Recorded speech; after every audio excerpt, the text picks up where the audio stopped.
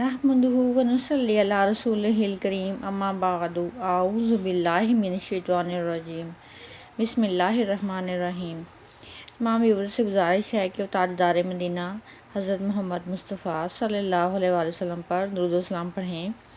اللہم صلی علی محمد وعلی آل محمد کما صلیت علی ابراہیم وعلی آل ابراہیم انک حمید مجید۔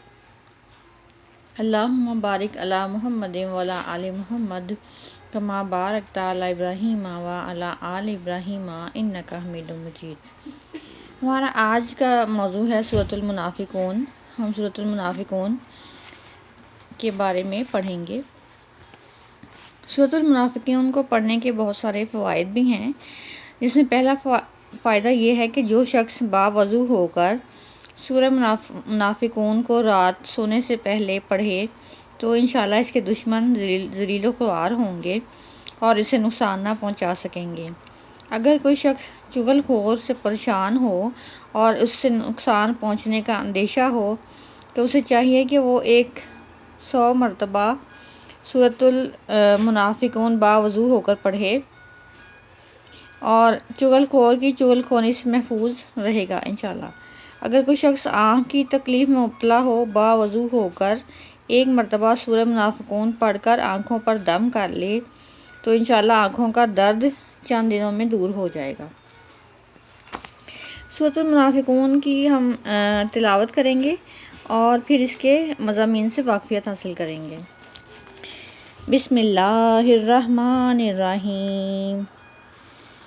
اذا جاءک المنافقون قالوا نشہد انک لرسول اللہ واللہ یعلم انک لرسولہ واللہ یشہد ان المنافقین لکاذبون اتخذوا ایمانہم جنۃ فصدوا عن سبیل اللہ انہم ساء ما کانوا یعملون ذالک بأنہم آمنوا ثم کفروا فطبع علی قلوبہم فہم لا یفقہون وَإِذَا رَأَيْتَهُمْ تَعْجِبُكَ أَجْسَامُهُمْ وَإِنْ يَقُولُوا تَسْمَعُ لِقَوْلِهِمْ كَأَنَّهُمْ خُشُبٌ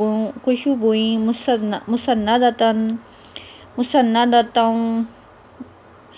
يَحْسَبُونَ كُلَّ صَيْحَةٍ عَلَيْهِمْ هُمُ الْعَدُوُّ فاحذرهم قَاتَلَهُمُ اللَّهُ أَنَّىٰ يُؤْفَكُونَ وَإِذَا قِيلَ لَهُمْ تَعَالَوْا يَسْتَغْفِرْ لَكُمْ رَسُولُ اللَّهِ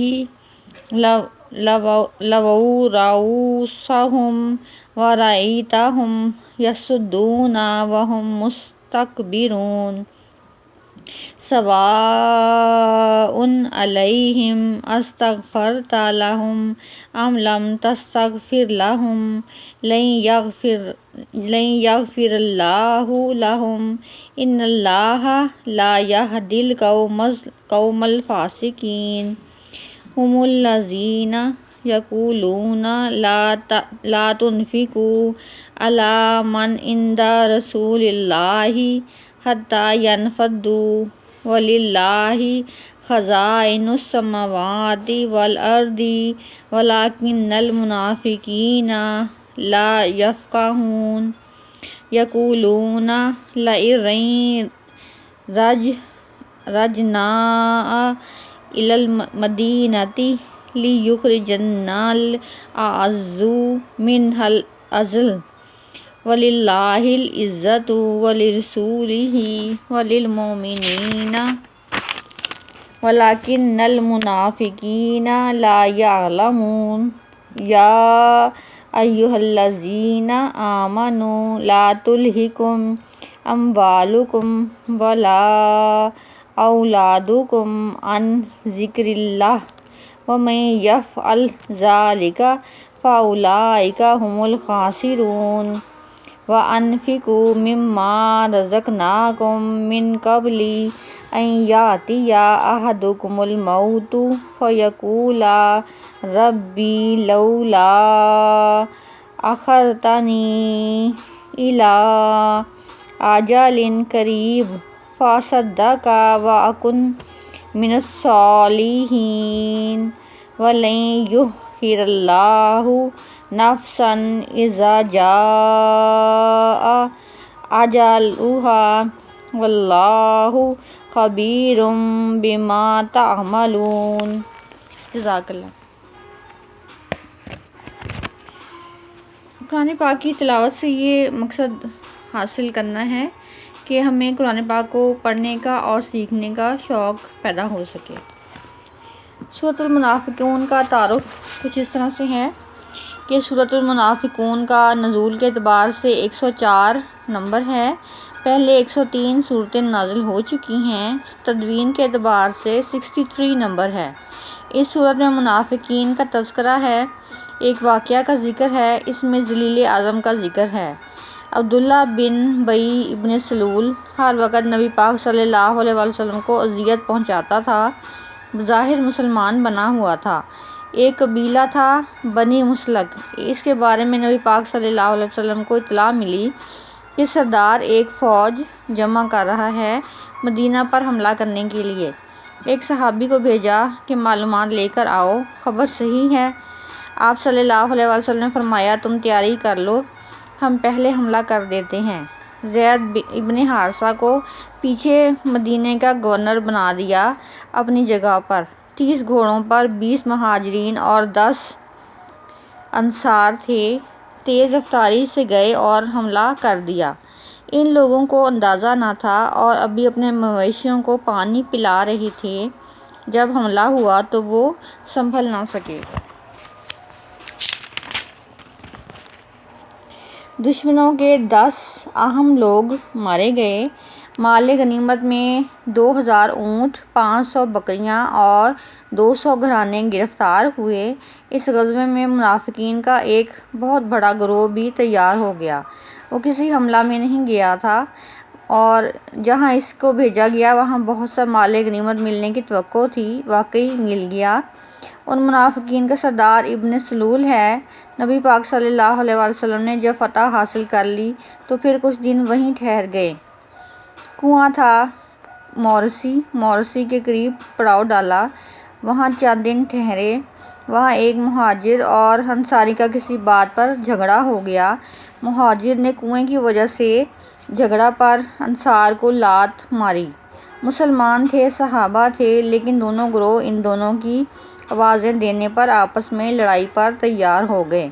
نبی پاک صلی اللہ علیہ وسلم نے جب سنا تو کہا اپنے خیمے سے کہ یہ بدبودار آواز کہاں سے آئی ہے، باہر نکلے۔ تو یہ بات ہو رہی تھی۔ آپ صلی اللہ علیہ وسلم نے کہا کہ عصبیت کی باتیں چھوڑو، میں مہاجر میں انصاری میں یہ بدبودار باتیں ہیں۔ جھگڑا دفع کیا۔ عبداللہ ابن جابر رضی اللہ تعالیٰ عنہ فرماتے ہیں کہ بری بات کی بدبو ظاہر ہوئی اور ہم نے محسوس کی۔ جب صلح ہو گئی تو ابن سلول کو موقع مل گیا کہ انصاروں کو کہ تم نے مہاجرین کو سر چڑھا رکھا ہے، وہ آئے لٹے پھوٹے، تم نے ان کو گھر دے دیے، یہ اسٹیبلش ہو گئے اور آج تمہیں آنکھیں دکھاتے ہیں، حکومت کر رہے ہیں، اور اب ہم مدینہ جائیں گے تو سب سے عزت والا جب سے جو عزت والا ہوگا اسے ہم دیکھیں گے۔ انہوں نے اپنے آپ کو عزت والا کہا اور نبی پاک صلی اللہ علیہ وسلم کو خدا نخواستہ انہوں نے بے عزت کہا، اور الفاظ قرآن پاک میں بھی موجود ہیں۔ یہ بات ایک صحابی سن رہے تھے، انہوں نے جا کر نبی پاک صلی اللہ علیہ وسلم کو یہ بات کی کہ نالائق نے یہ بات کی ہے۔ آپ صلی اللہ علیہ وسلم نے بلایا ابن سلول کو کہ تم نے یہ بات کی ہے؟ وہ قسم کھا گیا کہ میں نے نہیں کی۔ آپ صلی اللہ علیہ وسلم نے سمجھا کہ زید ابن ارقم کو شاید کوئی غلط فہمی ہو گئی ہے۔ اس کا زید ابن ارقم کو غم ہوا کہ میں جھوٹا پڑ گیا۔ نبی پاک صلی اللہ علیہ وسلم کے سامنے جب مدینہ یہ لشکر پہنچنے لگا واپس تو سب سے پہلے یہ صورت نازل ہو گئی۔ اس سے نبی پاک صلی اللہ علیہ وسلم کو پتہ چلا کہ کون سچا ہے۔ جب پہلے ابن سلول نے یہ بات کہی تھی، اس کا بیٹا بھی پاس کھڑا تھا، وہ عبداللہ تھا، لیکن وہ مخلص آدمی تھا۔ اس نے اپنے باپ سے کہا کہ جب تک تو یہ نہیں کہے گا کہ میں ہی ذلیل ہوں، نبی پاک صلی اللہ علیہ وسلم نہیں ہیں، تو میں تجھے نہیں چھوڑوں گا۔ جب یہ کہا تو وہ مدینہ لوٹے۔ حضرت عمر رضی اللہ عنہ نے کہا کہ اجازت دیجیے کہ میں اس منافق کی گردن اڑاتا ہوں۔ آپ صلی اللہ علیہ وسلم نے منع کیا اور کہا کہ یہ بظاہر مسلمان بنا ہوا ہے، یہ منافق ہے، اگر قتل کر دیا گیا تو لوگ کہیں گے کہ محمد صلی اللہ علیہ وسلم اپنے آدمیوں کو قتل کرواتے ہیں۔ اب حقیقت حال کوئی دیکھنے والا نہیں تھا، اس لیے اسے معاملے کو اسی جگہ پر چھوڑ دو، تہمت لگے گی۔ تو عبداللہ ابن سلول کا بیٹا آ گیا کہ کوئی مشاورت چل رہی ہے، آپ صلی اللہ علیہ وسلم مجھے اجازت دیں، میں خود ہی اس کا سر کاٹ کر آپ صلی اللہ علیہ وسلم کی خدمت میں لے آتا ہوں۔ آپ صلی اللہ علیہ وسلم نے کہا کہ وہ تمہارا باپ ہے، اس کو قتل کرنے کی تمہیں اجازت نہیں ہے، نرم سلوک اختیار کرو، انجام کو خود ہی پہنچ جائے گا۔ لیکن اللہ تعالیٰ نے خود قرآن پاک میں یہ حقیقت کو واضح کر دیا، آخرت میں اس کی پکڑ مسلسل ہے، جسمانی رشتے پیچھے اور ایمانی رشتے آگے ہوتے ہیں، اور یہی اسلام کا کمال ہے۔ اللہ تعالیٰ اب بھی ان کی سنتا اور دیکھتا ہے، صرف وحی آنی بند ہو گئی ہے، مگر اللہ تعالیٰ اب بھی ہم سب کو دیکھ رہے ہیں۔ ہم جو بھی قدم پھونک پھونک کر رکھیں، اور چاہے وہ ہم دانستہ رکھیں یا ہم جان بوجھ کر رکھیں، اللہ تعالیٰ ہمیں دیکھ رہے ہیں، اور یقیناً اللہ تعالیٰ ہر جگہ موجود ہیں۔ وآخر دعوانا ان الحمد للہ رب العالمین۔